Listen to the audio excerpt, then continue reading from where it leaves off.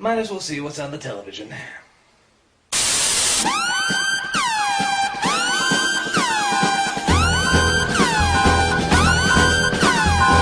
Hello, Critic. Start the review.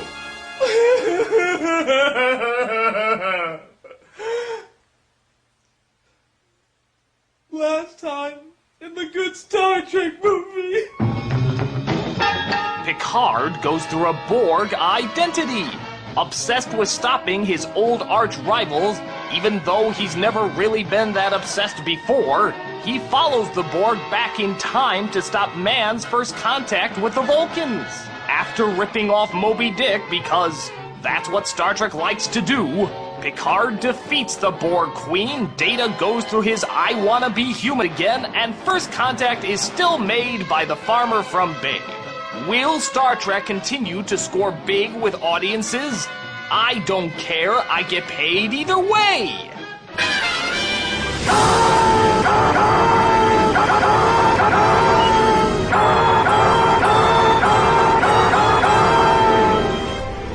And now we come to the final film in Star Trek month, Star Trek Insurrection, with special guest star Linkara.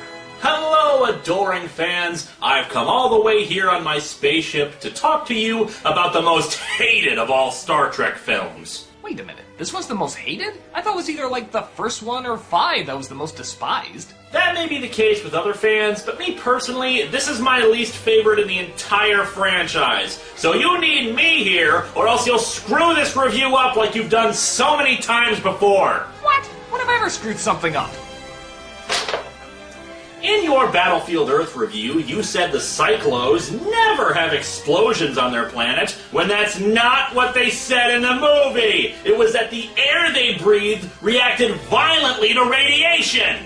My God, you're defending Battlefield Earth? No, I'm pointing out the fact that you never get details right. So we're gonna do this together so it gets done correctly. So, let's not waste any time. Let's dive right into Star Trek Insurrection.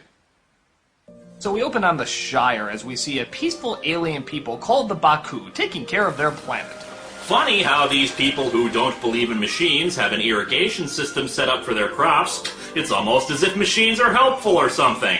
And on top of that, the original series got away with people who looked exactly like humans because it was a low-budget 60s TV series. This is a multi-million-dollar movie. Buy some damn forehead bumps or something.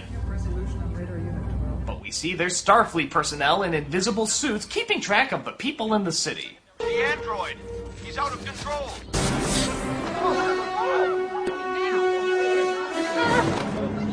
My God, it's Zombie! Mechaleka die you ho! He takes a phaser and reveals the Federation's base, which is remarkably close, isn't it? Wouldn't it make more sense to monitor them in space so that nobody bumps into it? What, did they do the construction in invisible suits? They never heard the invisible bulldozers put it together? But heck with that, we have this subplot that goes nowhere. Our guests have arrived. They are eating the floral arrangements on the banquet tables. I guess they don't believe in cocktails before dinner. Are they vegetarian? That's not in there. Perhaps we should have the chef whip up a light balsamic vinaigrette, something that goes well with chrysanthemums. Wow, that was 4 lines in a row dedicated to plants. Gives you some idea of the thrill ride we're in for with this movie. Remember, they have a significantly less advanced technology than ours. They only achieved warp drive last year. And the Federation Council decided to make them a protectorate so quickly. In view of our losses to the Borg and the Dominion, the Council feels we need all the allies we can get these days. Remember this, I'll have a tangent on it later. What, did he say the word Dominion wrong or something? Yes, but that's beside the point. We'll get to it later. Captain. Mr. Worf. Worf. What the hell are you doing here? I was at the Manzar colony. He's a little late, Geordi. Can I wait? I don't think so. It doesn't matter. You're here, we'll cast you. Welcome aboard the Enterprise. Captain Picard, may I welcome you in the time-honored tradition of my people. So he meets up with the Oompa Loompa Queen, and she partakes in the tradition of making bald men look like Dorothy from The Wizard of Oz. Well, Data should have been back by now. They were on a schedule to observe the Baku village for 1 week. But Picardahontas, I would have gone with Jean-Luc Juia. okay, that's pretty good, is told about Data and has to go figure out what's wrong. Geordi, would you set up a secure comm link with the Admiral in the anteroom? Captain, Harz Adislo. We met at the Nelbeto conference last year. Did you ever have a chance to read my paper on thermionic transconductance? Would you excuse me? Who was that guy? I don't know. Well, you've seen all the shows. Has he ever popped up? Not that I'm aware of. Well, maybe he'll explain it in his next scene. He doesn't have a next scene. You mean he just completely vanishes?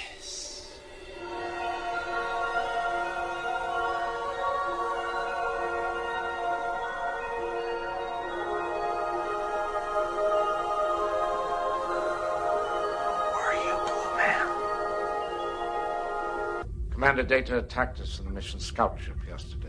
I know what Data means to Starfleet, Jean-Luc, but our crew is at the mercy of those people on the planet. If our first attempt to capture Data fails, I will terminate him. At least give us one more movie before we kill him. All right.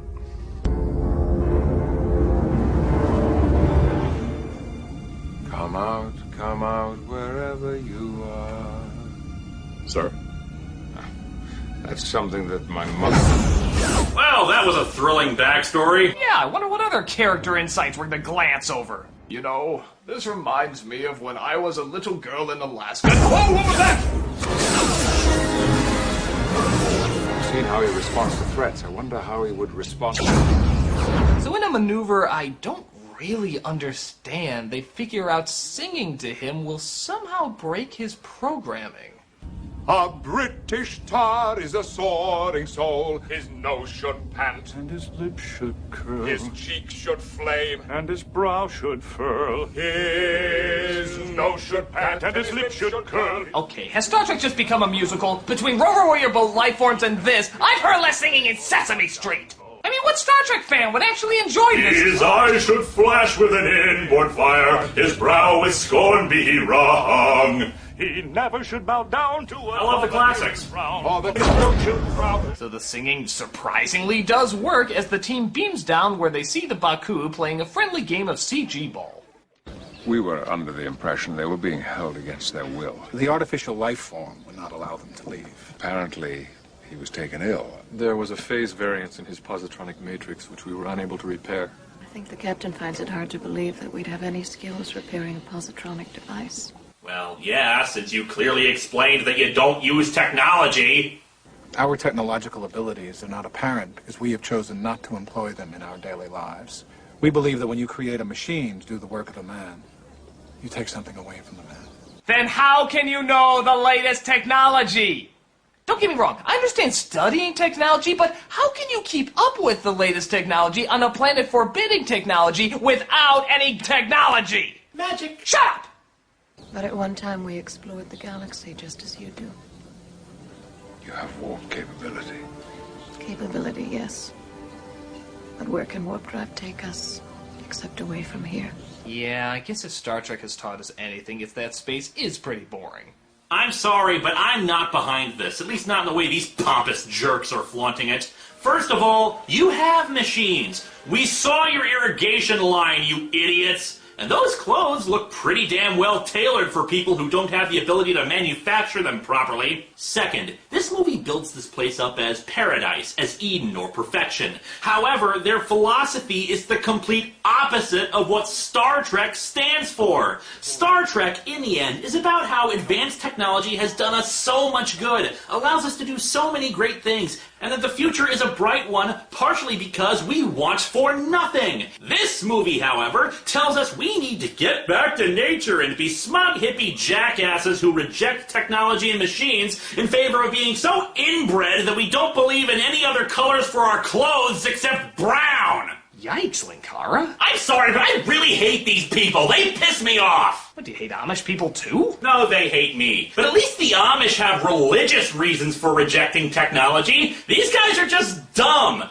We see them using tools. And in the end, what is technology but just advanced tools? Well, on the bright side, it's not like we have to deal with them that often. They're the focus of the movie. But the atmosphere of the planet starts playing with the crew's molecular structure, which makes everybody get all, for lack of a better word, pubertish. Worf grows a pimple, Picard gets all energetic, and half the crew starts acting like horny kids.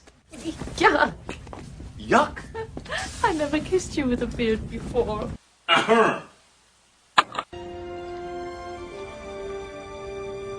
What was that? That was a clip from the show. Oh God, don't tell me. Yes, I have every episode of Star Trek in my ship's databanks. I intend to use them throughout this review whenever the continuity seems off. Come to think of it, we could probably have used that a few scenes ago. Mind if we go back? I'll take that as a no.